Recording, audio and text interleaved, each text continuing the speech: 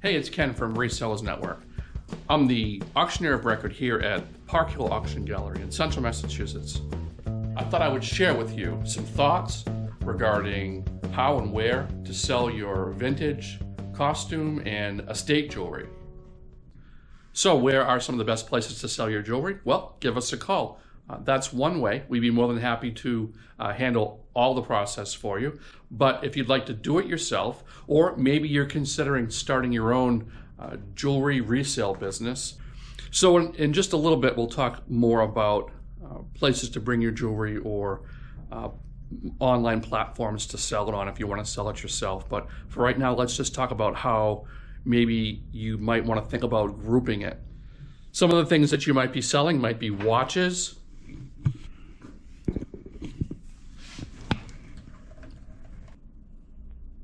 we've got rings in this auction. Got some gold-filled crucifix. Sterling silver rosary bead, like Burt Reynolds would call them, rosary bleeds. Pocket watches. Here's a pin brooch with a stone. Don't believe it's gold, just costume. Here's a really nice costume piece here, sterling. Didn't test the stone. A little flaw in it right there. Overall, really nice. So this is just some samples of like some of the type of jewelry that we would sell in an auction. So like here's a lot we have. We put it on these dishes just so it's easy to take a look at it, but we've got a few pieces of costume. They're all sort of themed kind of in this emerald green kind of color. Whole bunch of mixed stones, simulated stones. We're going to sell this whole tray lot full of necklaces, large beads, mostly plastic, you know, just decorative stuff. Nothing really worth a whole lot. We're grouping together a lot of pieces in a lot, simply so you can offer the buyer some more value. You're trying to make it worthwhile for the buyer to either make the trip out to pick it up if they're bidding online and there's local pickup, or you're just trying to sell one piece for $1 makes no sense. You're better off to try to sell the whole tray for maybe $20, $30. So like in this lot, we've got a whole bunch of sterling all grouped together. It might not make sense just to sell like one sterling necklace. You know, that might only sell for $10, but when you put it all together, now you might have a $20, $30, $40, even $50 lot. This is a really unique piece here. So that could drive the price up on the whole lot. Really depend on how many eyes are on it when it's listed and when it ends. So one of the things you want to ask yourself is how involved you want to be with selling jewelry. If it's just a one-time sale, you're selling some estate jewelry, it was handed down to you, then you probably don't want to get all involved with purchasing equipment. But if you are going to be selling jewelry more than one occasion, some of the things that you might consider obtaining might be things like, well, real simply, just things like a loop. That's something you can carry in your pocket. So when you're out yard selling or thrifting, estate sales, you can get your eyeballs on the jewelry to see if there's a mark, a maker's mark, or if it's marked gold or sterling. I've got these ring sizers. So if I do buy jewelry, I may be able to kind of get an idea of what the size of the ring is. I've got a magnet. Magnets won't stick to gold or silver. In that case, look at that. That's just silver plate on some sort of ferrous metal, but it won't stick. But it won't stick to the silver. See, it won't stick to the silver. Look at that, it's sticking to the bread tie, but it's not sticking to the silver. That's a sure sign it's sterling. So here's a necklace. looks like gold. It's not marked. My guess is it's probably not. Let's do the magnet test. Let's see how strong the pull is with the magnet. Is there a pull? Well, really hard to tell. Let's go the next step. Let's test it with some acid. Let's see how that turns out. Try to do this in a non-conspicuous place on the jewelry because you don't want to damage it. So you get yourself a good rub, and then this is acid for 10K. So let's try that. Oh, and look at it's just disappearing. So the gold rub is disappearing. That's going to tell us that this is just costing. So we'll just put that back with the rest of the costing. I don't really want to get too involved with teaching how to acid test. We'll save that for another time. So if you're going to do this for the long term, one of the other things you could invest in would be a gem tester, a stone tester, like this one. This is one that I have by Presidium. It's a gem tester 2. And what you do is you put the stone on the end of the pin, and it'll read on the dial, whether it's diamond or on the lower end glass, jade, ruby, any of your precious stones, it should read on the Presidium. So there's a whole bunch of different brands of these gem testers. That Presidium is the one that I've used, but you've got a dozen different ones to choose from. They're all different price points, so you can get them really inexpensive.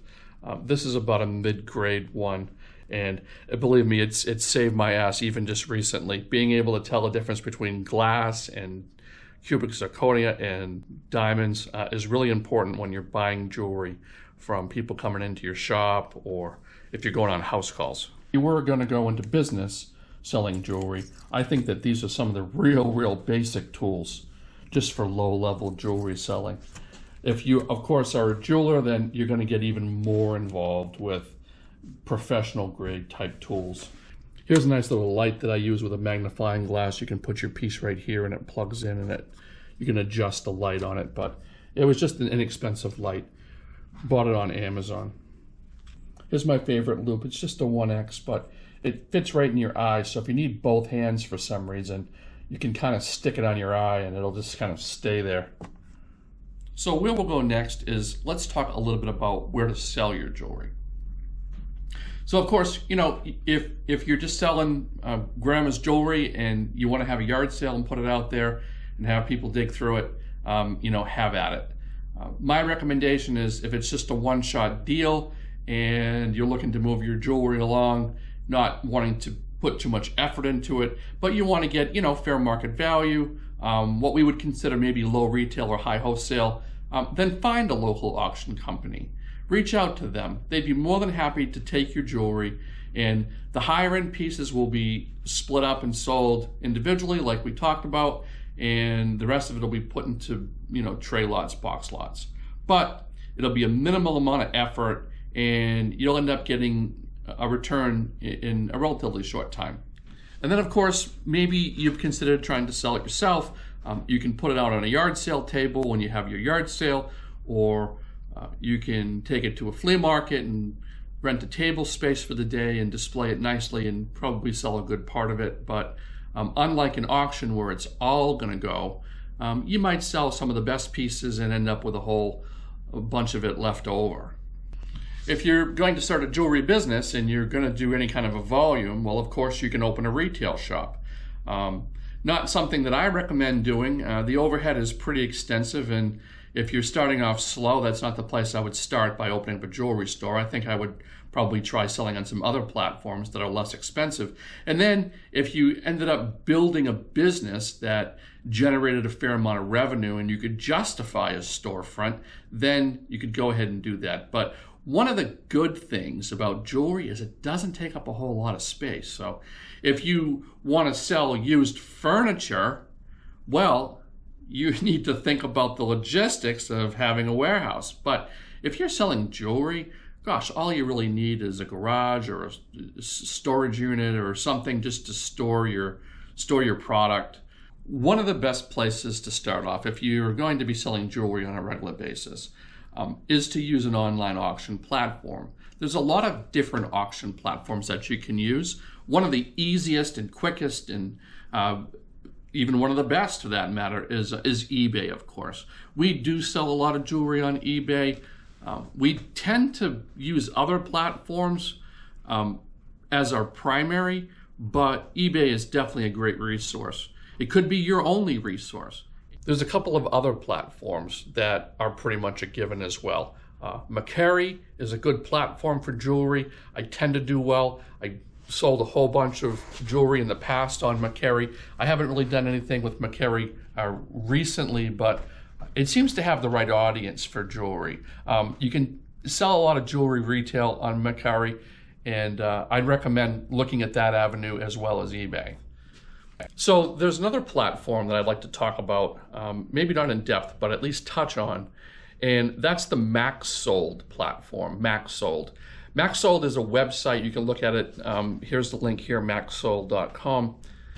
And if you're, depending on what part of the country you're in, if you're in the United States, they have hubs where their services tend to work a little better and they have a stronger following.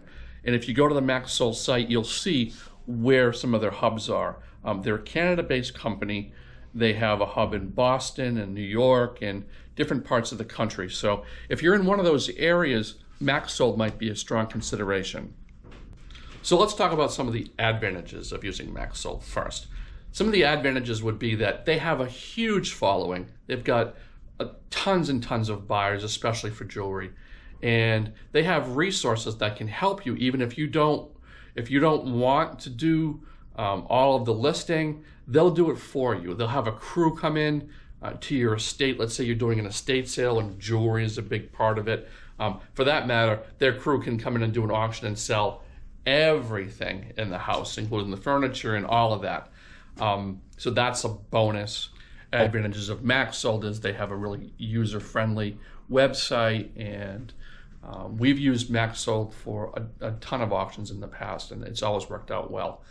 What are some of the downsides of using MaxSold? Well, honestly, they're expensive. They're taking a pretty good piece of the pie in regards to commission, and in the event that you were to utilize their team to come out and do the photography and description writing for you, that can really, really dig into your piece of the pie when it comes to how much they're going to pay you after the auction ends. If you're doing an on-site sale and jewelry is part of your sale and you use MaxSold, they can even come and be there for the pickup when the auction closes and people come to pick up their stuff. They'll be there for you. But again, it's expensive. If you do a $5,000 auction, let's say, which is a really good sized jewelry auction, a really good sized estate auction in general, they're probably going to end up walking away with about half of it. So those are the good points and bad points of MaxSold. Also, jewelry is very small, easy to ship, and the vast majority of MaxSold auctions do not involve shipping. If you're looking to be a dealer and sell jewelry on a regular basis, another one to look into is HiBid. HiBid is an auction platform for auctioneers that you can set up your own website and you can develop your own following. We have a custom website that we utilize called ubidtobuy.com. That's the letter U, BIDTOBUY.com. And we sell just about everything on ubidtobuy.com. We use that for most of our estate liquidating. But for specialty auctions recently, we've been using a platform called Auction Ninja. Auction Ninja is kind of sort of like MaxSold, whereas they have other auctioneers and other dealers using their platform to have auctions. We use it because there's the back part of their software, the part that the bidders don't see, is really detailed and involved and has a lot of reports and cool data and information. And their fees are what I think are really, really reasonable, really inexpensive. Auction Ninja is very, very similar to Max Sold, where you can have not only brick and mortar type auctions, where if you're selling out of a store or a warehouse like we are, or you can also have on-site auctions where, let's say you were liquidating an estate and you wanted to do the sale on site. You can do that with their platform. I like it for doing specialty stuff, like we've got some tool auctions that we're working on where we're going to specialize in selling 100 lots of just tools and, like garage type stuff. But we've been using it for jewelry because people can search through a number of different auctions, and if they're, say, jewelry buyers and they just want to buy jewelry, they can go and they can search using that platform. In this business, I really consider ourselves more of a wholesaler than a retailer. The vast majority of the time, not every time, but the vast majority of the time, we're breaking our larger lots down into smaller lots. Basically our houses, furniture's going one place, house goods are going another, jewelry is going into a specialty auction, and that's sort of how we're doing it. We're breaking up our lots into tray lots, box lots, selling some individual pieces. But for the most part, I would say that our customers are probably split up about 50-50. That's 50% retail buyers, that's the end user, people that like talking about jewelry, that's someone that is buying the jewelry from us on one of our online auctions because they want to wear it and enjoy it. And then the other 50% of buyers are dealers. They're buying these lots because they want to resell. Sure, they'll buy individual pieces if the price is right, but that's not to say that we're not getting retail buyers as well. They're looking at our websites, looking at our pages, and they're buying this jewelry because they want to wear it, they want to use it, or maybe they collect it. Here, I'll share this lot with you. So this is a tray lot full of earrings. When I buy jewelry boxes or people give us collections of jewelry to sell for them on consignment, this is a good way to do the earrings. I usually sell a whole tray lot full of them, and I was selling a ton of lots just like this, retail on Mercari. Bundling them together this way in tray lots or box lots really seemed to make the most amount of sense because, realistically, what are you going to do? You're going to sell a set of costume earrings that really aren't anything too special for what, $1 or $2. You're better off to try to sell it as a group and move product a little quicker. Here's a funky kind of lot here. Look at it, looks like Aztec type jewelry. Tribal, I don't know, Central America maybe. Mexico maybe. In the jewelry category, it's really like anything else. If you have a Picasso and you're an art dealer, you're going to spend a ton of time researching it. If you're dealing in jewelry and you have a really, really high-end piece, you want to spend the time to research it, know what it is, know the designer, determine a value. But, you can't take forever on every single piece. Time is money. So if you can hit the target 7 or 8 out of 10 times, I feel like it's a win. Every once in a while, you're going to get something on a slide between your fingers, and someone else is going to make a ton of money on your mistake. But you know what? You can't look back. You can't feel bad about it. Remember, this is a business, and it's supposed to be fun.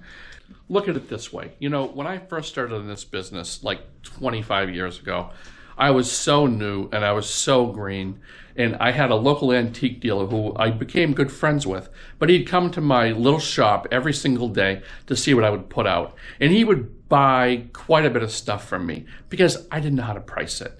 The way I look at it was, that was the cost of my education. Some people pay big money to go to Harvard College. Well, I went to community college, and getting into the antique business, there needed to be a learning curve. So what I sold him at rock bottom prices and the profit that he made was the cost of my education in this resale business.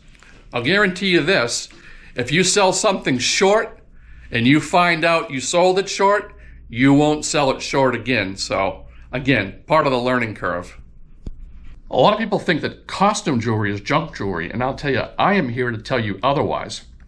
There are some designer pieces of costume jewelry that will blow your mind as far as price. Thousands and thousands of dollars. And it's out there. It's sourceable. You can find it. You just have to have a good eye. So like regarding rings, if they have a precious stone in them and they're in a solid gold band, then that might go by itself. But if they're not gold bands and they're maybe only semi-precious or imitation stones like glass or rhinestones, maybe we'd just kind of group those together and sell all of them as one lot. So when you're selling jewelry, you may come across a lot of things like these trinket boxes or small jewelry boxes. In this case, we've lotted them all together. This is a nice early one, Victorian. That's one lot. That'll be sold for one money. So like in this case, this is how oftentimes you'll find jewelry. You find it in a box, and we've chosen, in this case, just to sell the whole box. Not even break it down. There's enough variety in here. Take good photos of everything that we're selling. A little bit of sterling, a few rings, a few bracelets. Buy the lot, get the box for free. Why not? We've got some other groupings down here you can see. Like here's a whole tray lot full of brooch pins. We've got some coin jewelry. Turquoise and sterling. There's a nice piece, nice necklace. Some rings. We put that together as a whole lot. So they'll buy that, one money. Here's a lot of rings. Buy the rings, one money. Some pretty stones. Some sterling. But again, in this case, we didn't feel like anything was really worth enough to put by itself. Here we've got some pearls. You know, real pearls, decent pearls, will still bring some good money. In this case, this is just some costume pearls. So once again, my name is Ken, and I am the owner and auctioneer of record here at the Parkhill Auction Gallery. I also run a real estate brokerage, the Parkhill Realty Group and Estate Service. Feel free to stop down and visit us at our Central Mass location. My team and I would be more than happy to help you with liquidating your estate, selling your jewelry, or if you want to just come down and talk shop, please do. There's a whole bunch of links in the comments below, and if you'd like to check out any of our auctions, whether they be current or past, please feel free to do so. If you have found value in the content that we provided, please give us a thumbs up, give us a comment below, and please consider subscribing to the channel. Until next week, I'll see you again real soon.